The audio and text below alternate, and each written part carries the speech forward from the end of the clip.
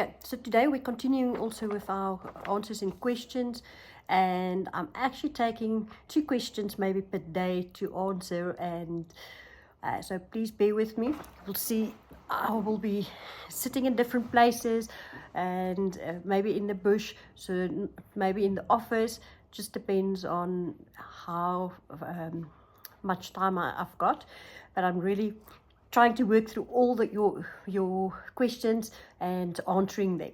Some of them Tigere and I will answer, some of them I will be with the carers to answer. But yes, very interesting questions. Thanks for everyone that's sending in your questions, and yeah, you're more than welcome to send more. I will take it like little by little. Okay. The one question that we also received from OC Lashes was, will any of the allo mothers become mothers one day? This is a question that it's actually a sad question, because the chances for the allo mothers to become mothers the chances are limited. They are on contraception because we're not allowed to breed with the elephants, and therefore they're on the contraception. However, once we release them, we will slowly take them also off the contraception. So it depends on who will be released, and if they then will be able to have babies. In a way, by having the orphans that come in, that is where the mothering then comes in. So it's maybe an unnatural way of of not having their own little ones, and actually by adopting the new orphans that come in. But I wish I can actually give them the opportunity to also have their own babies and to experience that, because I do think that will make them such good mothers. But I can also understand from the norms and standards side is why it's not allowed. And so it's a kind of, it's a balancing act. So I do hope that answers your question. So another question that we received from Diana Barnes was, are the sexually matured elephants hormonally controlled to prevent breeding? And Diana, as a veterinarian, you'll understand the terminology. So yes, they are hormonally controlled, and they are vaccinated by PZP and GnRH. So those are the 2 vaccinations that is used in South Africa to control the breeding of elephants, and it's part of the norms and standards on how to manage elephant numbers in South Africa. And you're more than welcome, if you want to reach out to me, I can also give you more information on that. Another question from CCS was, can you give us an update on your eventual plans to rewild some of the rescued elephants? I know, that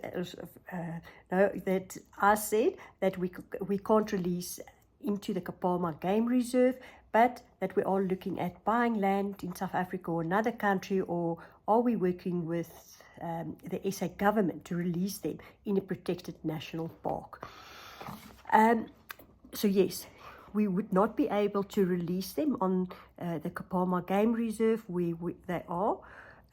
Firstly, just because of the density of tourism from the lodges that's in the area, and where the elephants would actually join the other herd.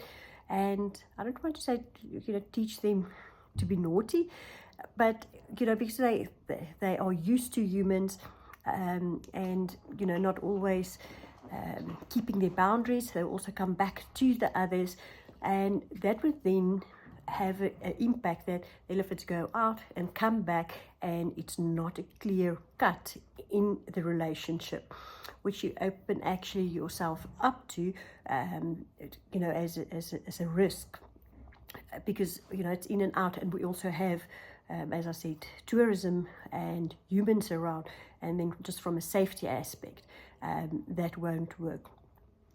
So looking at areas, yes, across border, that is very difficult in the way that with the permits to, you know, to cross borders, it does have a lot of issues in you know, translocating these elephants, but it is definitely an option. And then the other one is to look at private reserve of private lands. There's unfortunately no assistance from the government, you know, for these kind of work that we do. But, you know, not only for us, but also for rhinos. So we don't have any backing from the government. So if we want to move forward in this, we would need to source the funding ourselves. In the process, actually, in kind of looking, you know, for land, and, you know, just having a partnership agreement with another organization who will actually assist me, because it will not also be in our province. I'm actually looking at, you know, in another province as well. Yes, so that's kind of, you know, what and where we are. And, you know, maybe if I can look at a timeline, I would say, you know, yes, maybe 4 or 5 years from where we are now. Yeah, so in all the steps is sourcing the land, getting the money, not only for the relocation, we're working on the budgets as well, the cost of the land, fencing the land, and then also having your partnerships that if they take, you know, management over from, you know, from us, from herd, then to look after the elephants. And we must also remember that we will still need to manage that release process. It's just not a case of, okay, you know, relocating them and off they go. You know, it's still going to be a long process. I'll be involved in a way, but not from a day-to-day running of this. And that is where the partnership agreement is quite essential, you know, to look at that and to have that in place. So comments from Nax asked, why doesn't Boobie get on with some of the herd members? You know, it's personalities. Sometimes if you look, you know, and you've been in a class of children at school, where sometimes you get an introvert, you get an extrovert, and you get a variety of personalities. Some of them don't get along with the other friends or the other children in the class. Some of them have millions of friends and they're everyone's friend. And I think Boobie is just one of those that's more introvert, that is just showing her personality, you know, in the wrong way, and expressing herself in a wrong way. But, you know, deep down, she's actually a very soft-hearted elephant, but it's not easy to see that. And the first thing that she'll do is to really go out and don't want to say attack, or but that she's not great, you know, having a friend and not very caring of all the others. You know, she's caring up until a point, and then yeah, then there's another side of her that comes out. But I just think it's her personality, and that's how it is. So Andrea asked, with the nursery available since Kanisa has graduated, are you able to care for another baby orphan elephant? Yes, we are able to care for another baby elephant orphan. We can even take in 2 or 3. and it also then depends on how they will be integrated into the herd. But at the orphanage itself, we are able to take in more orphans. And when the time is right and there's more orphans, we'll definitely be able to help and assist and take them in. Okay, Tiger, Heather Jenkins asked, do you have a special connection to a particular elephant in the herd? Well, to answer that question, I don't have a special connection with only one elephant. In fact, with all of them, because we're part of them every single day. So in our system, we don't want to get used too much attached to one elephant.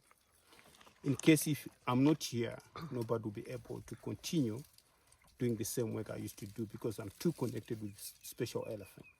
So to make things easier for everybody, we don't really want to have that special bond with only one elephant, but rather have a special bond with all of them.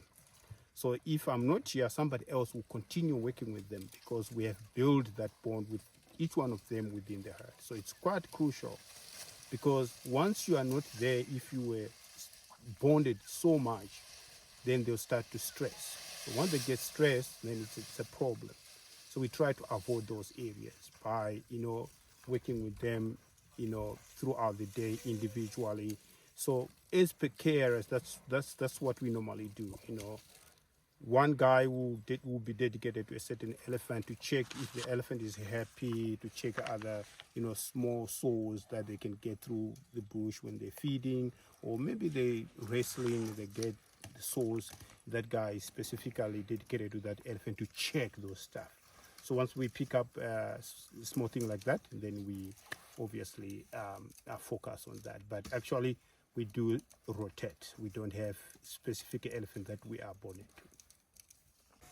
Okay, so just from Dorothy West Coast, how are things between Fission and Jabulani since Fission lost his second status caused by his broken leg? Well, for Fission, we have noticed that he always submits to Jabulani, that they are in a very good relationship. Recently, we saw them playing around. Fission actually respects Jabulani, and also Jabulani knows that Fission is not in good condition. So he actually plays with him softly, nicely, though he knows he's the second in charge, but he is not that cruel. He knows that Fission is not in good condition. So he plays with him, somehow maybe to amuse him, you never know. So in most cases, you can see like there they are now, right now. They're playing softly, and that's what we want them to do, is animals, because that keeps them busy and then everybody is being entertained. So it's a very good relationship for him and Jabulani. So we're pretty much happy with their status at the moment.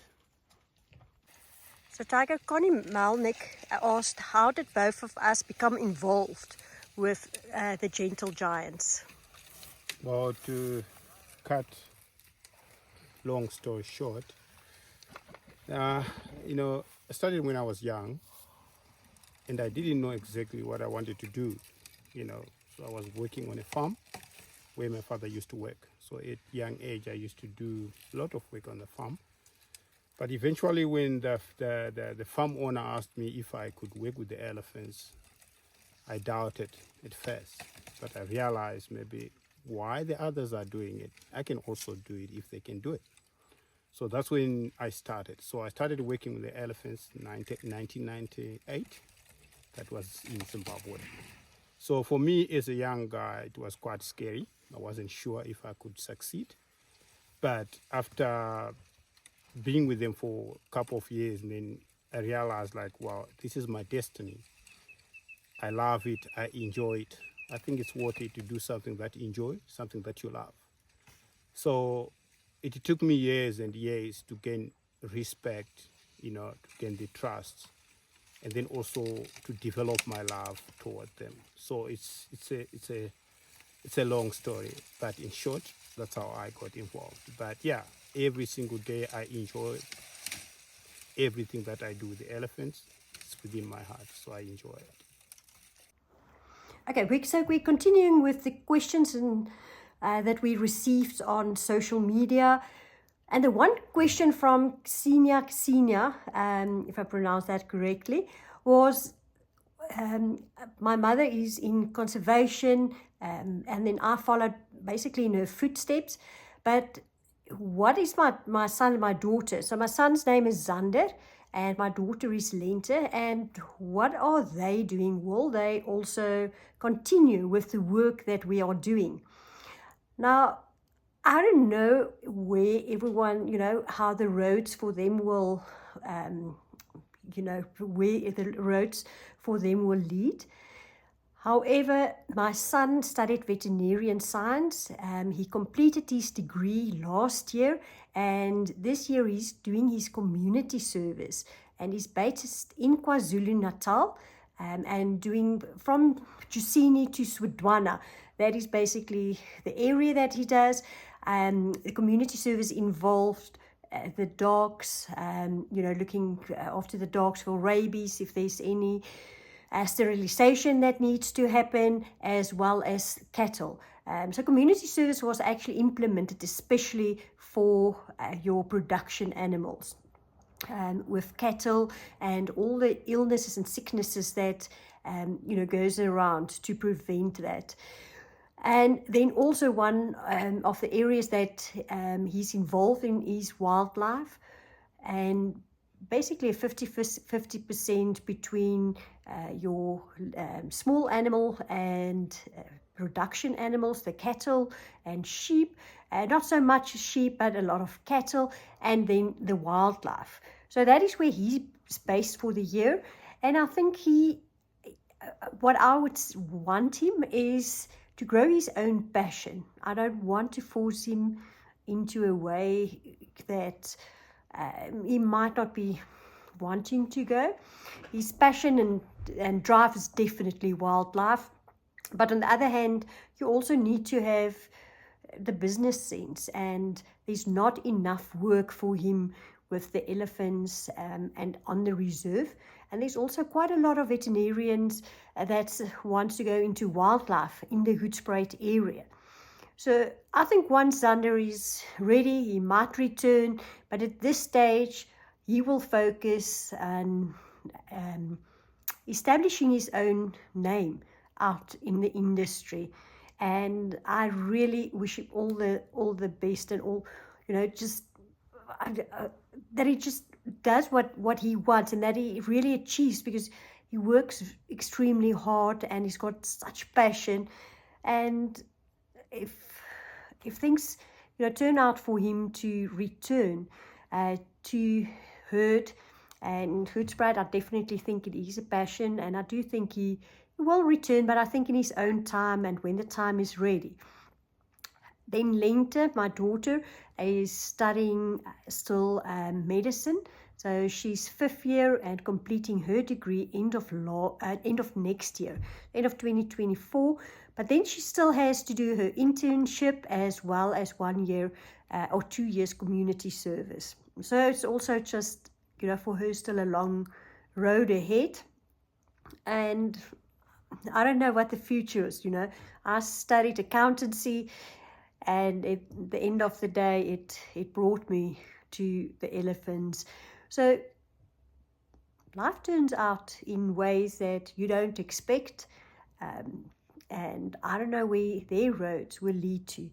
However, they do definitely have a passion, and I do think they will take on the reins if I'm not there one day.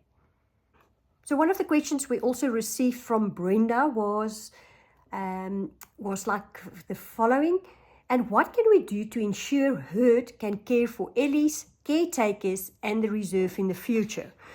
Now, Brenda, I think you're actually touching on one of my biggest concerns, is the financial impact that the Ellies have, and for the future, what can I do to put that into place, that it actually bring relaxation to someone that will step into the shoes to continue with herd. And the ways that I was thinking of is to start also an endowment fund that we can basically work from utilizing your interest. And, you know, if there's just maybe the right people at the right time that would invest in such an endowment fund that, you know, can't be touched, but the interest can be utilized for the elephants. So that's definitely one of the things that you know, still on my to-do list for the future, and that, you know, we will touch base on. So if there's anyone that actually want to participate and want to contribute towards such an endowment fund, it will be amazing, and, you know, please contact us in that regard.